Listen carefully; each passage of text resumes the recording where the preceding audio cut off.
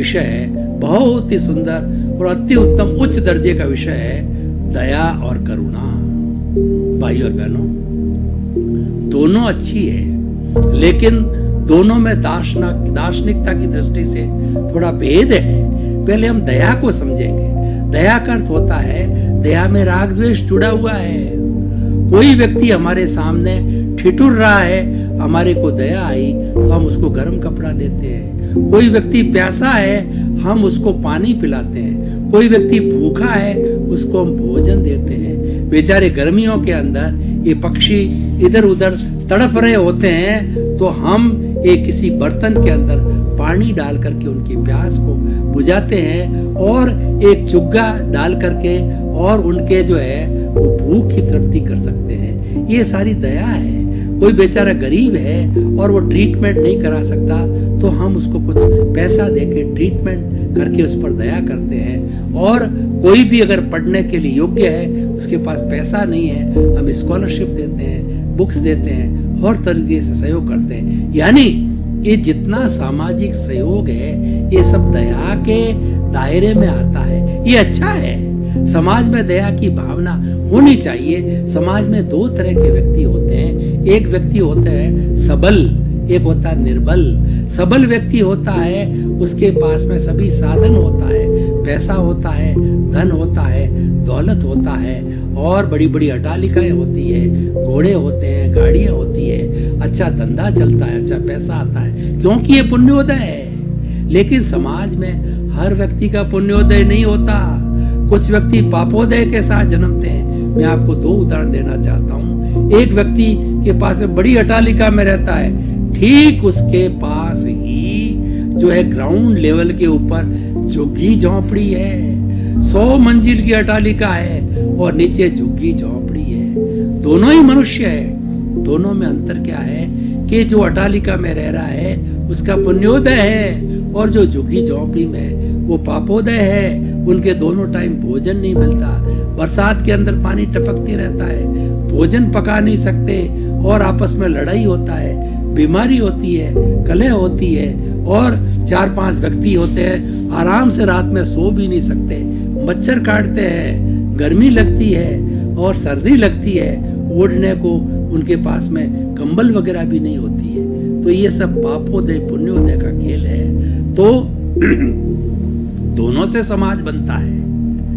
मतलब सबल और निर्बल दोनों से मिलकर समाज बनता है। लेकिन वो भी हमारा भाई है। ठीक है, उसने पिछले जन्म के अंदर कुछ कॉजेज ऐसे डाले, बुरी भावना की, उसका ये कर्म फल और कर्म परिणाम सुख दुख के रूप में भोग रहा है। सुख भोगने वाला पुण्योदय है और दुख भोगने वाला पापोदय है, वो कर रहा है। लेकिन जो पुण्योदय वाला है उनको दया की भावना रखनी चाहिए कि अपने इनकम में से, अपने पास साधनों में से इनको सब जो थोड़ा लगा करके इनको भी मेरे जैसा सबल बनाऊं। इस दया की भावना से ये एनजीओ बना और चैरिटेबल दान पुण्य की प्रथा चालू हुई। आज हमारे देश के बड़े बड़े जितने भी कुबेर हैं, जो देखिए बिड़ला जी है, बांगड़ जी है, डालमिया है और ये हमारा बांगड़ जी है। उसके अलावा जो आप देखिए टाटा है और उसके बाद जो है बिल गेट्स है। और ऐसे कईयों का नाम लूं कि वो बहुत पैसा चैरिटी में लगाते हैं। बिल गेट्स की आप बायोग्राफी को पढ़ें तो आपको मालूम होगा कि बिल गेट्स के पास में कितनी संपत्ति है और वो विश्व का सबसे रिचेस्ट व्यक्ति है। उसको खुद को ध्यान नहीं कि मेरे पास कितनी संपत्ति है, लेकिन वो अपने उपयोग के लिए पूरी संपत्ति का मात्र 2-3% ही अपने परिवार पे खर्च करते हैं। वही पुराना बंगला, वही पुराना पर फर्नीचर, वही पुरानी गाड़ी और वही सादा जीवन उच्च विचार है। और सारा पैसा जो है वो चैरिटी में डालते हैं, वो चैरिटेबल ट्रस्ट बनाते हैं, वो डोनेशन में जाता है। जो निर्बल भाई है उनको उठा करके सबल बनाने का प्रयास करते हैं। वो धन्य हैं, वो लक्ष्मी पुत्र है और वो बहुत ईश्वर के प्यारे हैं कि अपने भाइयों के प्रति चिंता करते हैं। ये सारा दया का विषय है। और हमारे बिड़ला बांगड़ को देखिए, कितनी धर्मशालाएं बनाई, कितनी भोजनशालाएं बनाई, कितने मंदिर बनाए, कितने हॉस्पिटल बनाए और कितने स्कूल, कॉलेज, यूनिवर्सिटियां बनाई। उसके माध्यम से इन सब जो निर्बल लोग हैं उनको सहायता मिलती है, उनको सहयोग मिलता है ताकि वो हमारे बराबर आ जावे। हमारे संविधान को देखिए, हमारे संविधान के अंदर ये निर्णय लिया गया है कि भारत का हर नागरिक समान है, चाहे कोई निर्बल है कोई सबल है, सबको सर्वोदय का अधिकार है। सबका उदय जो है भारत का संविधान करता है और सबकी मूलभूत आवश्यकता रोटी कपड़ा मकान शिक्षा चिकित्सा है, हर एक को मिलना चाहिए। हर एक को शुद्ध हवा मिले, शुद्ध पानी है वो मुफ्त मिले, रोजगार के साधन मिले और सबको आगे बढ़ने के बराबर साधन मिले।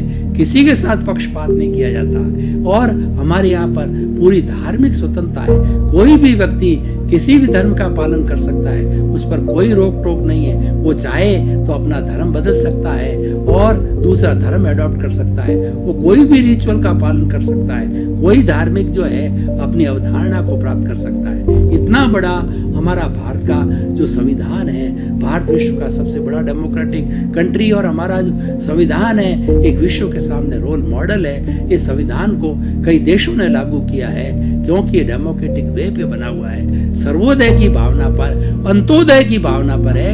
हमारे यहाँ सबसे जो नीचे तबके का व्यक्ति है, सबसे बड़ा रूट कॉज वाला व्यक्ति है, रूट तक जाते हैं कि जब को सबसे ज्यादा आवश्यकता वाला उसको ऊपर उठाओ, तभी हमारी उस दृष्टि से ये रिजर्वेशन की जो है प्रथा चली थी कि ये थोड़े समय के लिए ऊपर उठ जाए तो थोड़ा इनको सुविधा दो, इनका रिजर्वेशन करो।